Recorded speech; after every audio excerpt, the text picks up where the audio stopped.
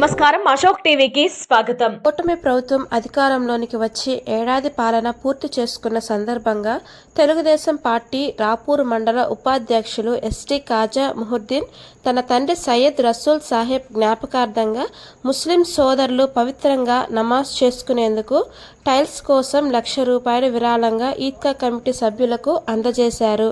ప్రతి సంవత్సరం తన తండ్రి పేరు మీద ₹1,00,000 విరాళంగా అందజేస్తానని తెలిపారు. ఈ కార్యక్రమంలో రాపూర్ మండల అధ్యక్షులు దందోలు వెంకటేశ్వర రెడ్డి, టీడీపీ నాయకులు ప్రసాద్ నాయుడు, ఆరిఫ్, షాంద్ బాషా, అహ్మద్, టీడీపీ నాయకులు, ఈద్గా కమిటీ సభ్యులు, కార్యకర్తలు పాల్గొన్నారు. కూటమి ప్రభుత్వం సంవత్సరం పరిపాలన విజయవంతంగా పరిపాలన జరుపుకుందన్న శుభ సందర్భంగా మా నాన్న రసూల్ సాహెబ్ పేరు మీద ఈద్గాకి ₹1,00,000 టైల్స్ డొనేషన్ చేయడం జరిగింది.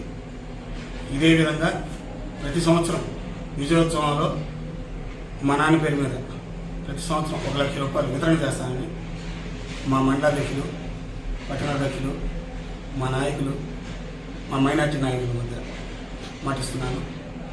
ఈ ప్రభుత్వం అన్ని విధాల పేద బలహీన వర్గాలకి అండగా ఉంటూ సుపరిపాలన అందిస్తూ చంద్రబాబు నాయుడు నాయకత్వంలో ఇంకా విజయోత్సవాలు జరుపుకుంటామని సభాముఖంగా తెలియజేయడం.